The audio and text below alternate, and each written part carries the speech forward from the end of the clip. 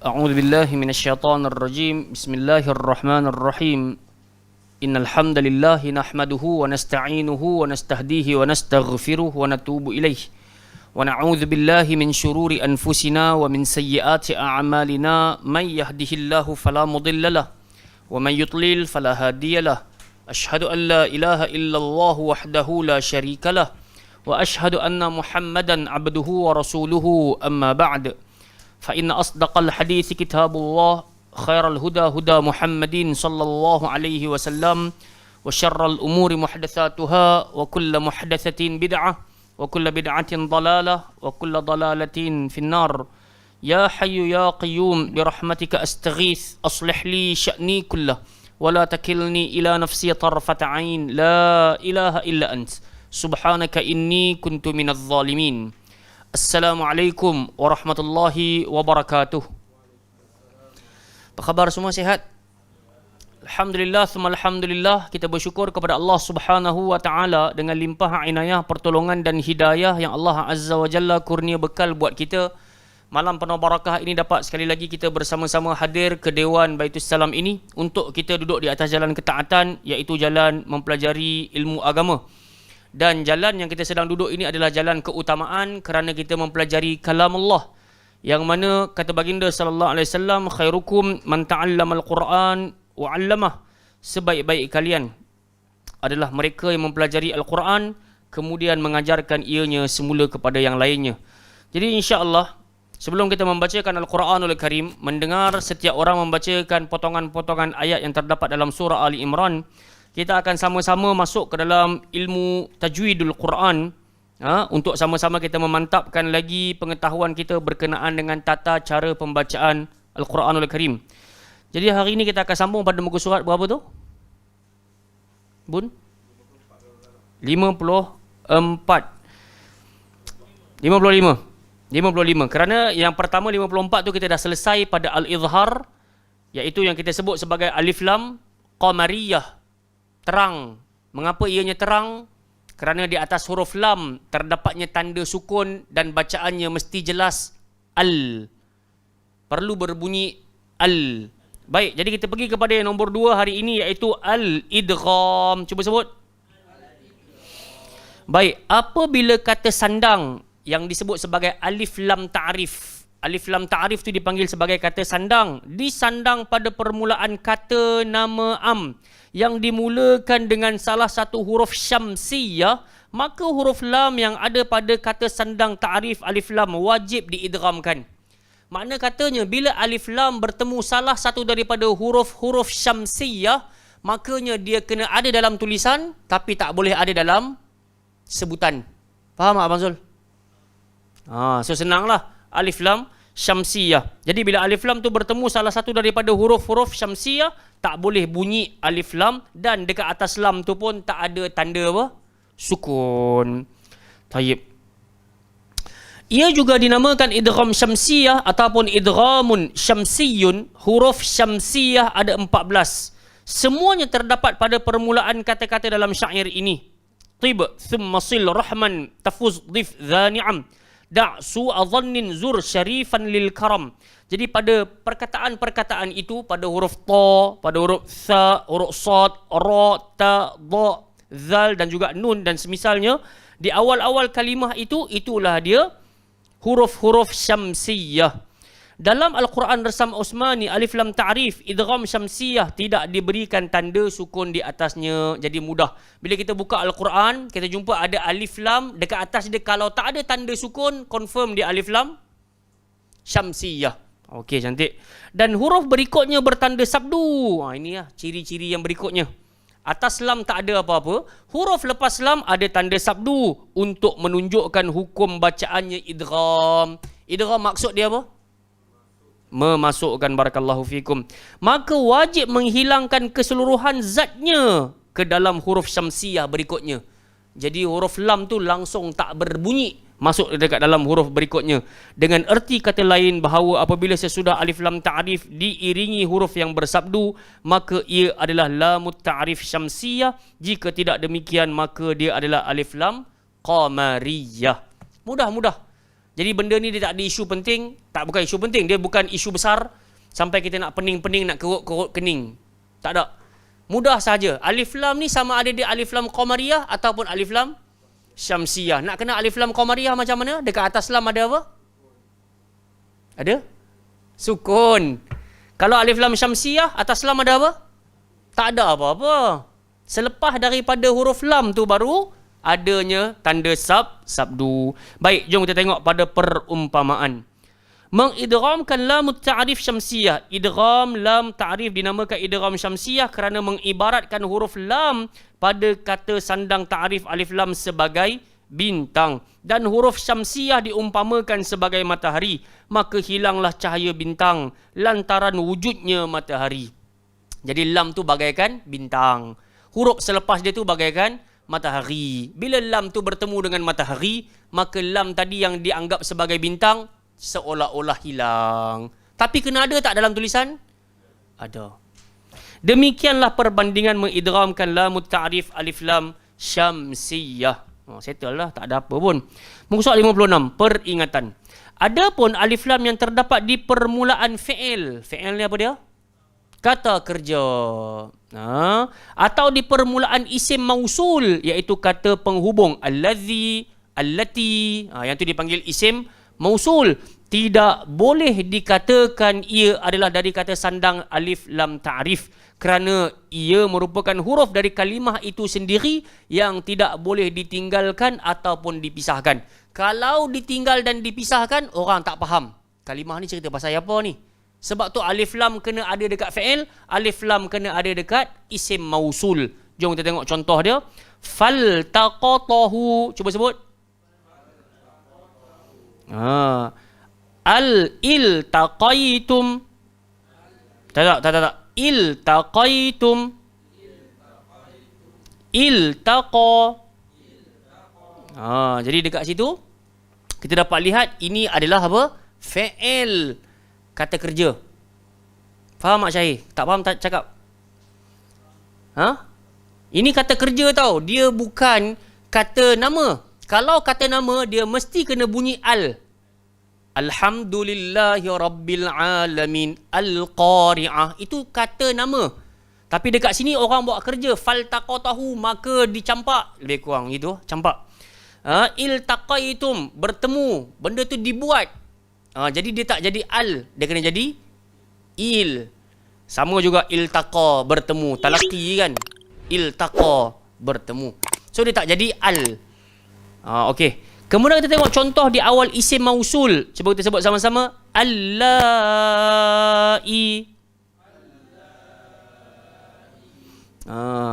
Allati. Allati. Oh, ada dua. Satu. Allati. Allati. Allazina. Allazani. Allazi. Ada beza ke tak ada beza? Ada. Ni semua kata isim mausul, kata sambungan. Ahlan wa marhaban. Sila. Fadal. Ambil bawa banyak.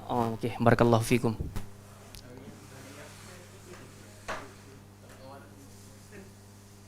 Ya, Ana ke ni? Oh, masya-Allah. Barakallahu fiik. Kata penghubung. Baik. Kejap kita minta kawan-kawan kita duduk dahulu, insya-Allah. Ahlan wa marhaba. Bismillah. Bun letak gula letak manis hari ni tak apa, insya-Allah. Bun buat okey, insya-Allah.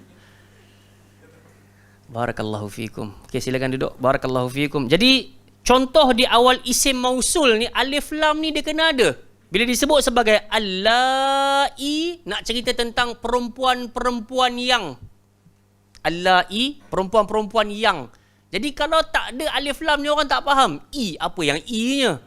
Sebab tu dia kena ada.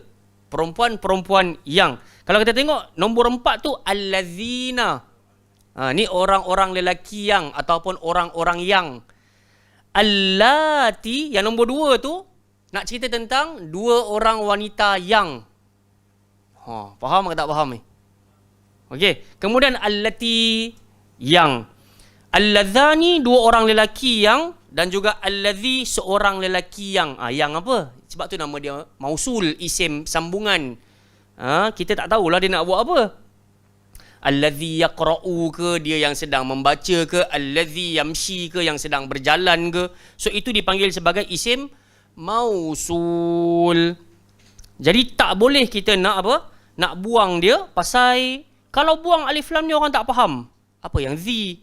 Apa yang zani? Apa yang zina? Orang tak faham. Jadi kalimah-kalimah ni kena ada dalam alif lam ni kena ada dalam kalimah-kalimah ni.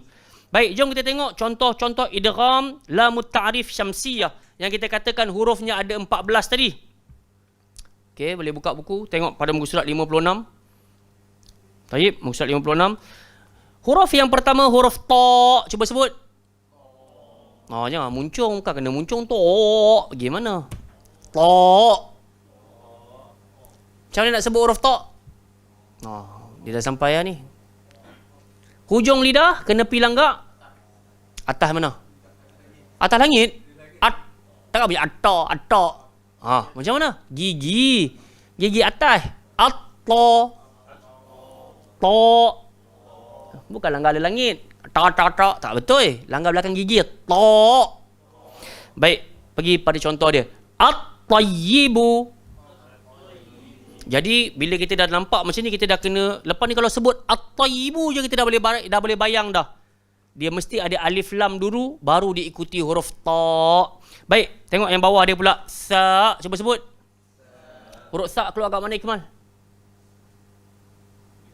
Lidah, lepas tu hujung gigit. Gigit lidah, senang. Sebut apa ramai? As-saqibu. Sad. Sad keluar dekat mana Abang Zul? Sad. Keluar kat mana? Hujung lidah langgar belakang gigi bawah. Gemukkan mulut. Sad. Kena rasa hujung lidah langgar belakang gigi bawah. Sad. As-samad. Dan tak ada kena-mengena dengan bibir. Jadi tak payah mengada-ngada. As-samad. Tak betul. As-samad. Cantik. Pergi pada huruf yang keempat. Ra. Ra keluar dekat mana? Ar, ir, ur. Keluar kat mana? Selalu setiap minggu kita duk sebut. Hujung lidah langgar le langit. Langit pula bahagian mana? Depan, tengah, belakang? Belakang. Depan sekali keluar al. Sebut. An. Ar. So dia tam makin ke belakang. Al maknanya keluar dekat huruf lam. An tengah, nun. Belakang lagi keluar ra. So dekat sini sebut sama-sama. Ar-Rahman. Okey, huruf ta sebut. Bagus, jangan sebut ta ataupun tak. Tak betul. Dia kena lembut je. Ta. Hujung lidah langgar belakang gigi arnab. At-Tawwabu. Langgar, jangan tak langgar. Kalau tak langgar, dia jadi langgar di langit. Atau, tak betul. At-tawwabu. Okey, yang susah sekali. Dod. Dod keluar dekat mana? Dod. Kalau tak kena tempat dia, diganti dengan ta nanti. Bahaya. Dod, cara sebut dia seluruh lidah. Sebab tu sifat dia istitalah, memanjang. Langgar semua gigi ke atas. Dod. Kalau kita tak langgar ke semua, hujung lidah aja langgar, akan jadi huruf ta. Walatolin. Salah.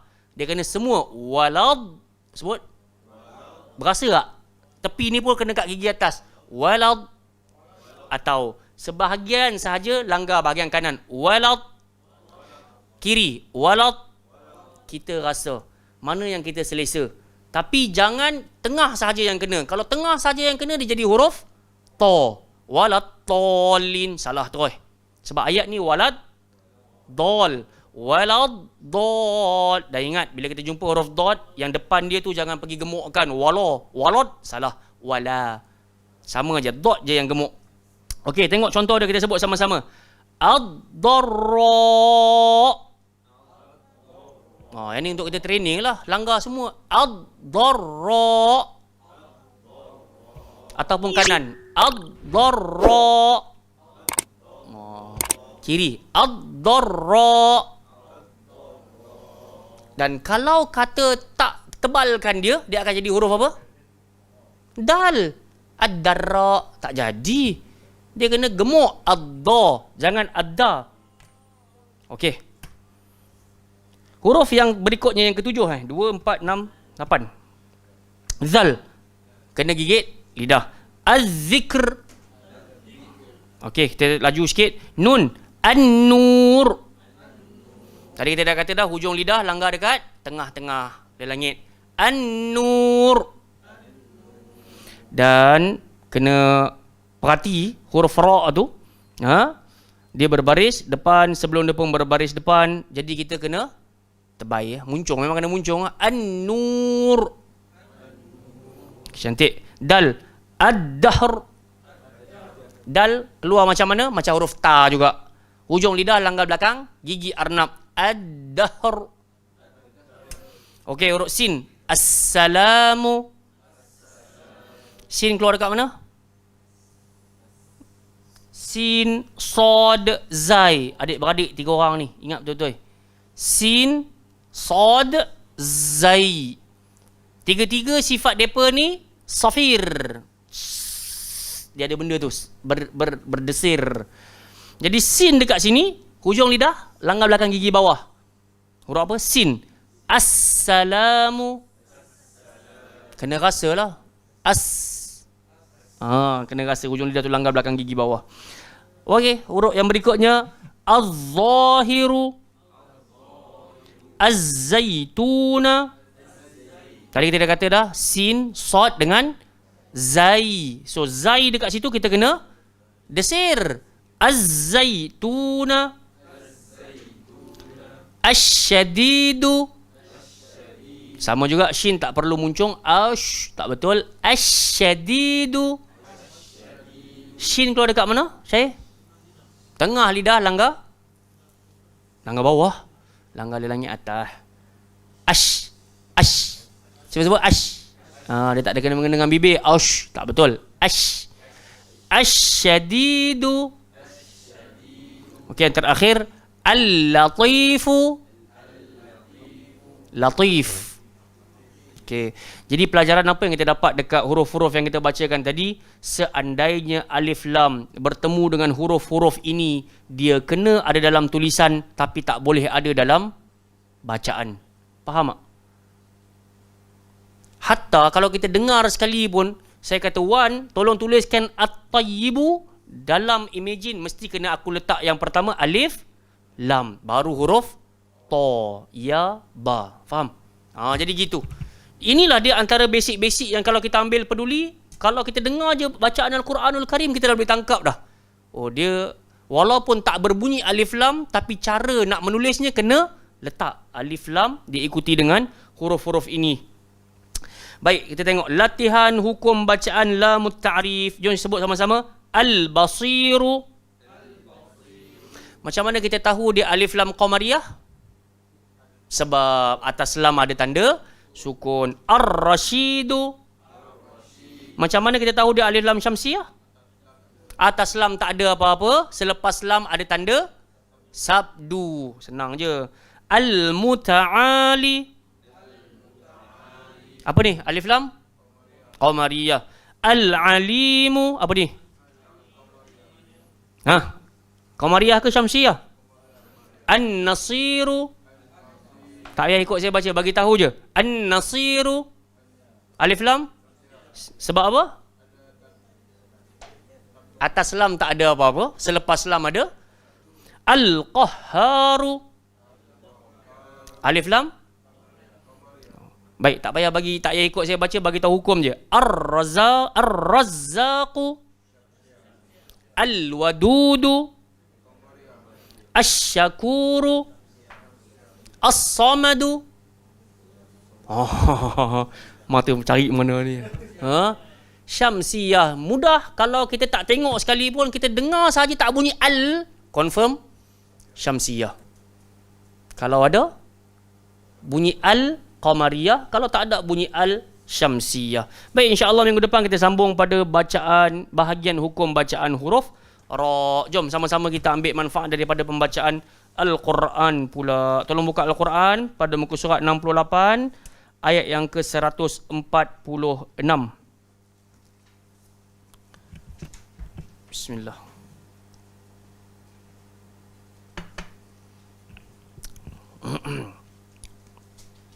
Okey, semua dah jumpa dah? Selalu guru saya berpesan, dan saya pun suka berpesan, bacalah Al-Quran dengan hati, jangan baca dengan nafsu, tenang-tenang dalam pembacaan dan juga sebutan. Semoga Allah Ta'ala bagi kepada kita kefahaman atas pembelajaran kita pada malam hari ini. Amin. A'udzu billahi minasy syaithanir rajim.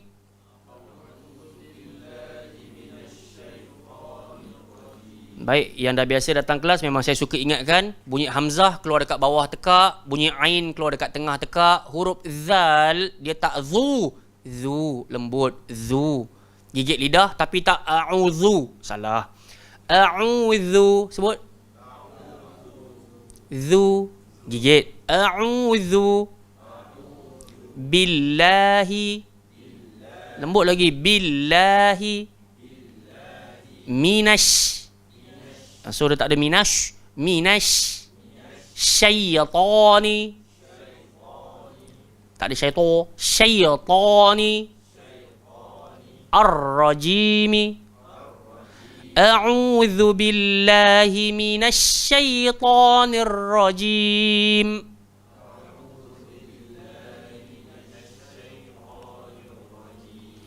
Tengok Quran. Wa ka'ayyin min nabiyyin qatala ma'ah. Sebut.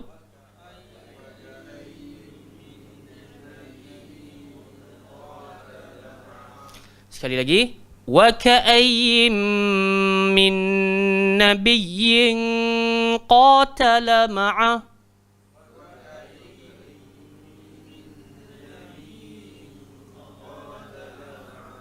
Kita tambah sikit. Wa ka'ayyin min nabiyyin qatala ma'ahu ribbiyuna katsir.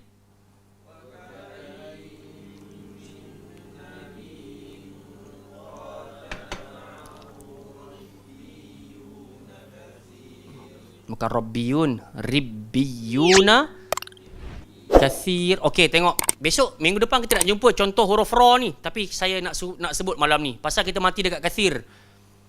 Jadi, ra tu, macam mana nak baca? Kathir ataupun kathir? Satu ke dua? Kathir. Kathir. Satu ke dua? Dah mazhab dia bertukar-tukar ni pun. Macam mana?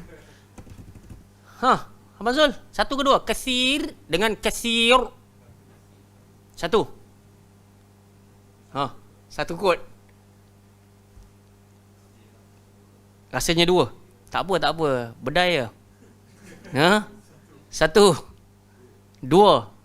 Dua juga. Belakang, Taufik. Satu ke dua? Dua, Syahir. Dua. Iti. Teka satu, Alhamdulillah. Kadang-kadang teka ni berguna. Kadang-kadang dia berguna, kadang-kadang dia buat kita kalah. Baik, jadi jawapan dia satu. Dia kena lembut. Kathir. Dan dia tak perlu bunyi kathir. Dia tak boleh. Sebab ra ni kita nak, sebab tu nanti minggu depan kita jumpa hukum ra ni. Dia, sebab tu dia tak masuk huruf gemuk, dia tak masuk huruf ni nipih. Dia ada hukum khas untuk ra ni. Jadi ra ni ada time kena baca tebal, ada time kena baca nipis. Poin utama yang saya nak nampakkan pada ayat ini, kalau huruf ra tu sebelum dia ada ya, sebelum dia berbaris bawah, confirm kena baca ni. Walaupun sebelum ra tu ada huruf sad, basir, dia tak boleh baca basir, salah. Basir, dia dia bukan faham tak? So sama dekat sini. Ribbiyuna kathir. Sebut. Bukan rock pun. Bukan rob. Ha. Ribbiyuna kathir. Beza. Dia beza dengan kita baca inna a'tainakal kautsar ke sar. Satu ke dua? Sebab apa? Sebab sebelum dia berbaris atas. Boleh nampak sekarang? Sama ada baris atas ataupun baris depan, kita baca dia terbaik, ra ni. Tapi kalau sebelum ra tu baris bawah, kita kena baca dia hatta zurtumul maqa. Bir. Satu ke dua? Okey. Tebal ke nipis? Nipis. Sebab apa? Sebelum ra baris bawah. Sama lah dekat sini. Kathir. Dia tak boleh kathir. Salah. Okey, settle lah dekat situ. Fama wahanu lima asabahum fi sabilillah. Ikut.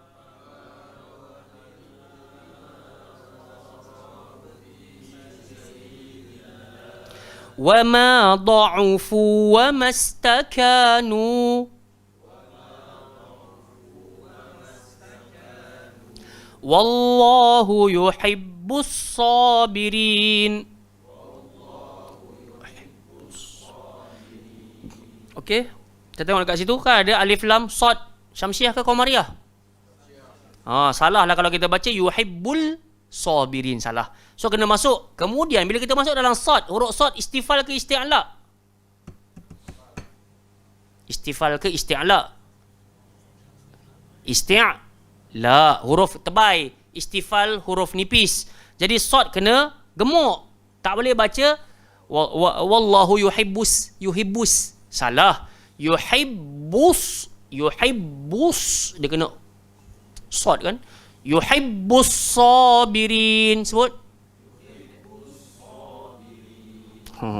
Siapa kata baca Quran senang tak?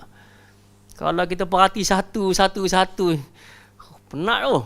Tapi inilah kita kena belajar jugalah kok mana pun. Kepenatan hari-hari ini untuk kita berbahagia pada hari-hari itu, insya-Allah. Mudah-mudahan amin. Wa ma kana qawlahum illa an qalu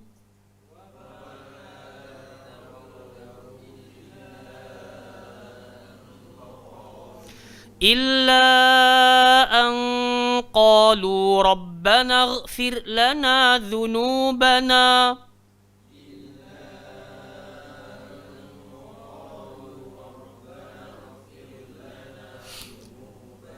ربنا اغفر لنا ذنوبنا وإسرافنا في أمرنا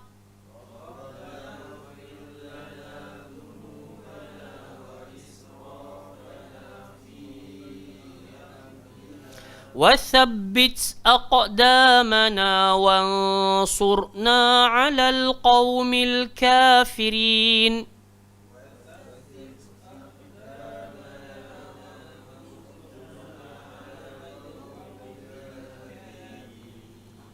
Okey. Kita baca dua ayat ni cukup kot. Setiap orang baca dua ayat ni. Iti, fadal.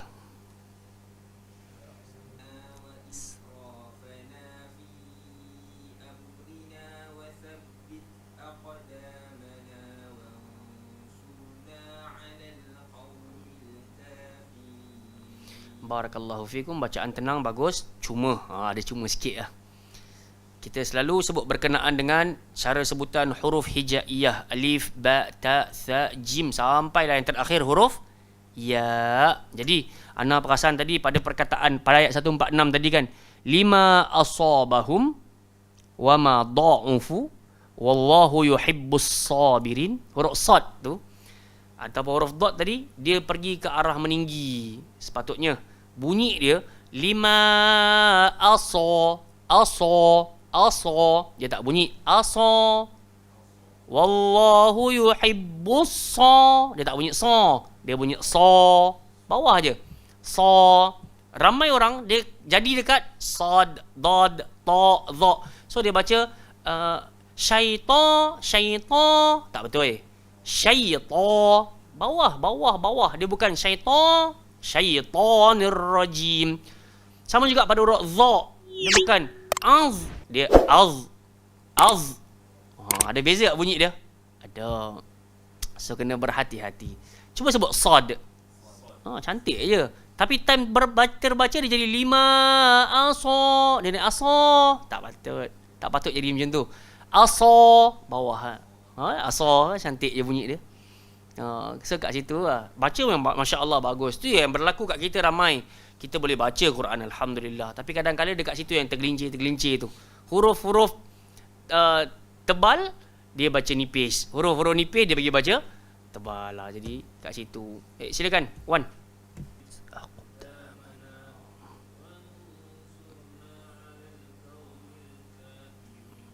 Bezakan kaf dengan qaf.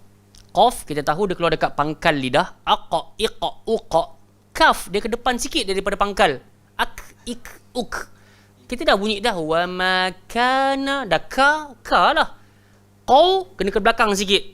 Wa ma kana qawlahum illa an qalu. Dia tak jadi ko. Kalau ko, kaf juga. Cuma kita je yang bunyikan dia ko. Ko. Tak boleh, dia kena Q. Qalu. Okey, kena hati-hati juga. Sama sampai kat bawah tu. Wansurna alal qaw. Dia tak boleh kau ataupun kaumil. Walaupun kita cuba bunyikan kau, K-O-U, kau, tak jadi. Kau, dia kena bunyi, terasa. Kak, kena rasa kat situ. Baru keluar huruf qaf tu. Baik, yang terakhir. Fadali.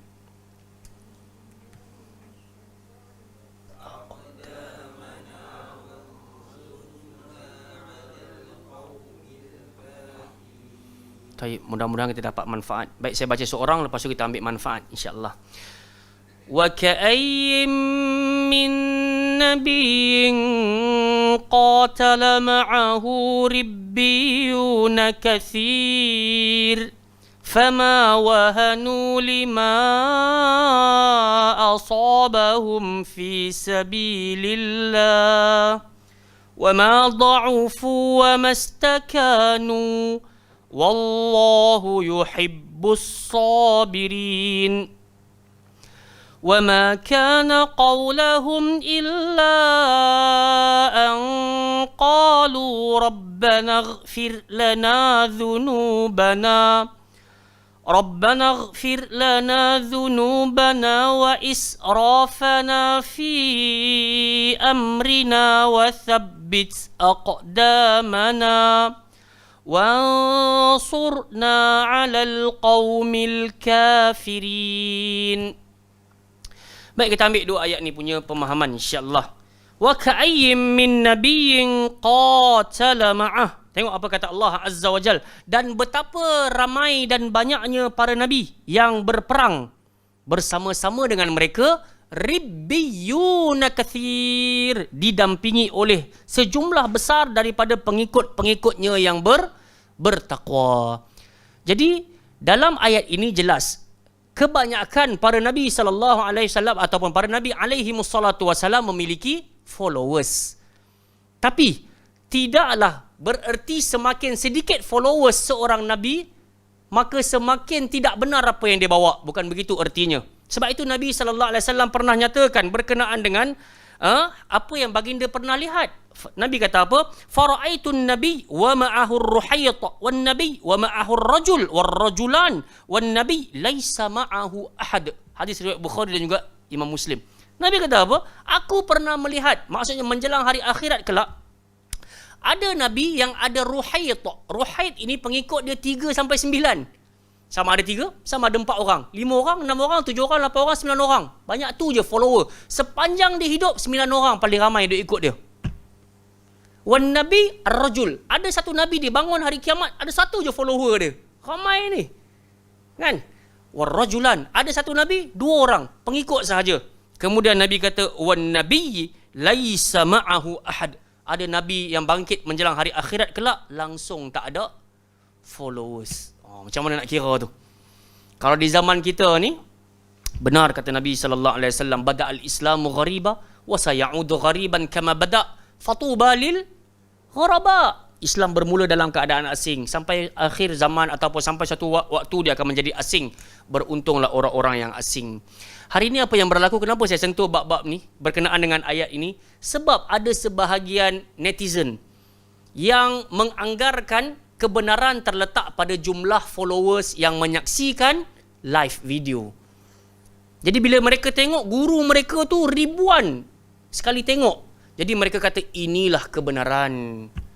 Dan ketika mana dia melihat ada satu sosok tubuh yang mengajar, followernya tak ramai, dia berkata tengok, kalau betul mesti ramai orang ikut. Maka hadis ini adalah penempelak ke atas apa yang mereka anggarkan. Dalam Quran pun Allah Ta'ala kata, wa in tuti' aktsara man fil ard yudilluka an sabilillah. Kalau engkau mengikuti majoriti manusia yang berada atas muka bumi ini, confirm mereka akan menyesatkan engkau daripada jalan Allah Azza wa Jal.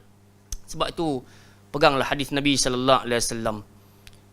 Nabi kata apa? Orang yang berpegang dengan sunnah Nabi di akhir zaman kal qabid alal jamr, bagaikan orang yang menggenggam bara api. Jadi tak apalah kalau orang nak cakap kita Wahabi ke, orang nak cop kita dengan cop-cop yang sedemikian ke kan, tak hormat ulama dan semisalnya, kita yakin kita berpegang dengan kebenaran, dan kebenaran yang kita yakin terletak pada Quran dan juga hadis-hadis Nabi sallallahu alaihi wasallam.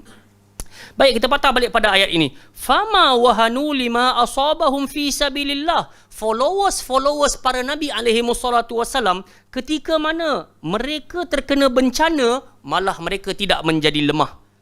Mereka tak moral down. Fama wahanu, mereka tak rasa kenapa kita kalah, kenapa kita diuji. Tengok tak zaman Nabi sallallahu alaihi wasallam sendiri pun, bila datang sahaja ujian-ujian daripada Allah Taala dan juga sekatan makanan, ketenteraan, ramai kena pijak, Bilal bin Rabah kena letak batu atas perut dan semisalnya tu, kan mereka bertanya kepada Nabi, walladzina amanu ma'ahu mata nasrullah. Nabi sendiri dan juga orang-orang beriman di sekeliling Nabi bertanya, mata nasrullah, bila pertolongan Allah nak sampai ni? Dan benda yang sedang berlaku di tempat kita ni pun, bila ada seorang penceramah yang sibuk galak bawa kepada ajaran-ajaran yang tak berdalil, tak tahu mana punca, mana halanya, kita pun tertanya-tanya, bilalah nak selesai isu dia ni? Jawapannya ada dalam Quran. Ala inna nasrallahi qarib. Ingat, kata Allah, pertolongan Allah Ta'ala itu dekat. Ayat-ayat yang kita baru baca minggu lepas dan semisalnya, tengok apa kata Allah. Wa sayajzillahu syakirin wa sanajzish syakirin.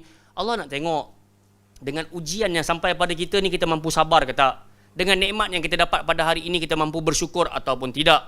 Nampak? Jelas Allah Ta'ala kata, followers para Nabi alaihi wassalatu wassalam pun begitu. Mereka pun kena ujian-ujian macam kita kena pun hari ni. Tapi mereka lagi dahsyat.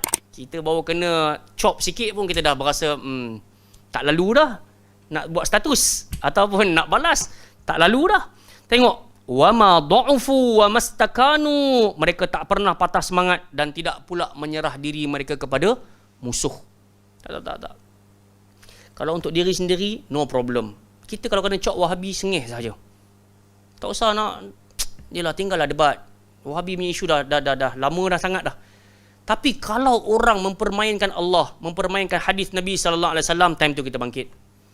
Tapi setakat nak kata jangan kawan dengan Faiz ni lah, jangan kawan dengan Abu Talha, jangan kawan dengan Syahir lah, ini semua muka-muka Wahabi ni kan. Kalau orang kata macam tu, cool sahajalah. Kita ada Allah.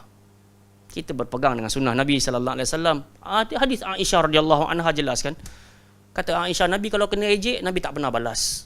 Apa sahaja cercaan atas batang tubuh Nabi, Nabi diam. Tapi kalau kena pada Allah, kalau kena pada agama Islam, time tu itu yang keluar di antara dua kening Nabi, keluar uratnya. Nabi nampak marah sangat dalam khutbah-khutbah Nabi sallallahu alaihi wasallam. Baik, tengok apa kata Allah. Wallahu yuhibbus sabirin. Allah Ta'ala cinta sangat kepada orang-orang yang sabar. So ayat ni ajak kepada kita, motivasinya, bersabarlah. Nak belajar baca Quran macam ni pun kalau kena tegur, tak boleh sabar, tak jadi. Tapi kalau kita boleh bersabar, yuhibbus sabirin. Dialah Allah yang cinta kepada orang-orang yang sabar. Wa ma kana qaulahum. Nampak tak ciri-ciri ucapan orang-orang bertakwa, kata Allah Ta'ala? Mereka akan qalu illa an qalu rabbana ighfir lana dhunubana. Ini pun kita kena belajar daripada ayat Quran. Inilah doa yang kita nak kena selalu baca. Duhai Tuhan kami, ighfir lana, ampunilah kami, dhunubana, dosa-dosa kami. Ya Allah, Tuhan kami, ampunilah keseluruhan dosa-dosa kami, wa israfana fi amrina, dan tindakan-tindakan kami yang melampau dalam urusan kami, wa thabbit aqdamana. Nampak, untuk keadaan sekarang ni memang kita kena minta sabat kepada Allah Taala. Wa thabbit aqdamana, tetapkanlah pendirian kami, wansurna 'alal qaumil kafirin, bantulah kami untuk mengalahkan orang-orang kafir. Doa ni sangat powerful, nak pakai sekarang ni. Bukan tak relevan untuk waktu lampau, tak, tapi nak bagi tahu kalau kita tertanya-tanya apa dah berlaku dekat dunia dakwah kita sekarang ni, kita sangat berhajat kepada sabat. Kita sangat berhajat kepada bantuan an-nasrum minallah, nusrah daripada Allah Azza wa Jal, dan ada permintaan itu ada dekat dalam ayat ini. Jadi next week kita tasmik ayat ini. Tasmik maksud dia apa? Apa ya? Boleh tak? Pendek, wa ma kana qaulahum illa an qalu rabbana ighfir lana dhunubana wa israfana fi amrina wa thabbit aqdamana wansurna 'alal qaumil kafirin. Jadi next week untuk pelajaran tajwid kita berhenti sekejap. Kita tasmik setiap orang ayat ni. Satu ayat ni je. Boleh kot noh? Sama-sama kita amal, insya-Allah. Inilah doa-doa yang terbaik. Baik, kita berhenti dekat sini untuk kita salat isyak berjamaah. Sekejap lagi 9.30 kita sambung dengan kelas Ustaz Fahmi Rusli hafizahullahu taala. Yang baik datang daripada Allah Taala, yang lemah datang daripada diri saya dalam menyampaikan. Subhanakallahumma wa bihamdika asyhadu an la ilaha illa anta astaghfiruka wa atubu ilaik. Wa sallallahu ala nabiyyina Muhammadin ala alihi washabihi wa baraka wa sallam. Assalamualaikum warahmatullahi wabarakatuh.